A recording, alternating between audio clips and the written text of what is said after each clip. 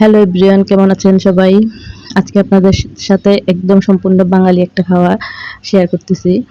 এটা খেতে আসলে খুবই মজা লাগে। যারা এভাবে রান্না করে খায় তারা সবাই জানে যে এটা কত মজা হয়। সেটা হলো যে কচুরলতি আর চিংড়ি মাছ সাথে সরিষা বাটা দিব। তো আমি কচুরলতিটাকে কেটে ধুয়ে একটু হালকা ভাপিয়ে রেখেছি।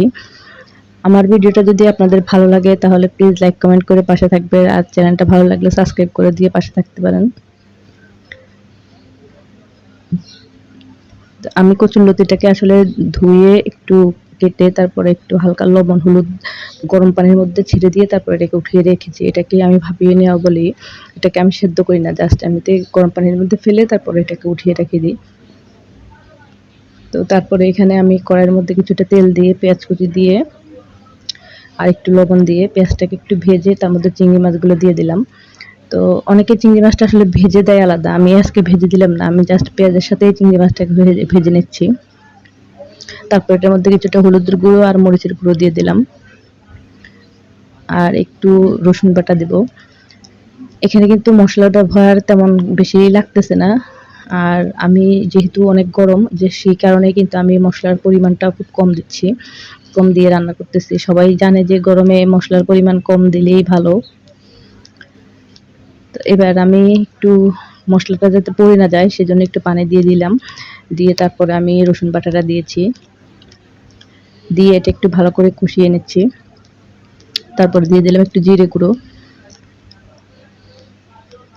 আপনারা গরমে কিন্তু সবাই কিন্তু জানেন যে শরীর ঠান্ডা রাখার জন্য তরকারির মধ্যে আমরা মশলাটা কম ব্যবহার করি। তো আপনারাও চেষ্টা করবেন যাতে কম মশলা দেওয়া যায়। তো জিরে গুঁড়ো দেওয়ার পর আমি এখানে একটু ধনে গুঁড়ো দিয়ে দিয়েছি। দিয়ে যখন মশলাটা একটু কষে আসবে তার মধ্যে আমি সেই ভাপিয়ে রাখা লতিটা দিয়ে দিচ্ছি।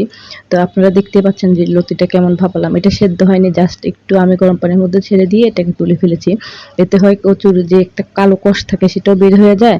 আর যদি অনেকের একটু ভয় থাকে যে গলা কুটকুট করবে বা কিছু, তাহলে তার সেই ভয়টাও দূর হয়ে যায় আরকি।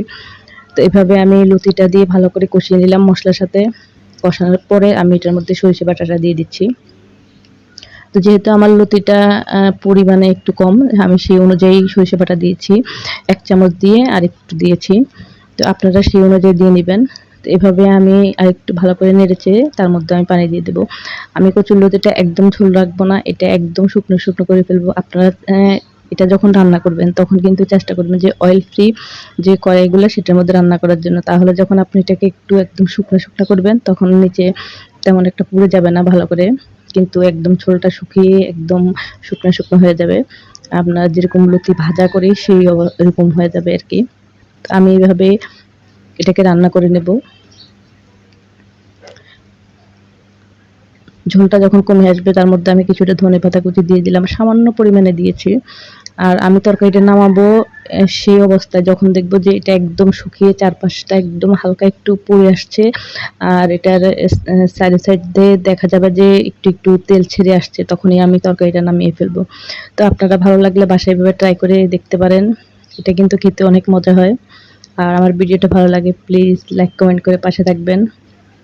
আজকে এই পর্যন্তই, সবাই ভালো থাকবেন।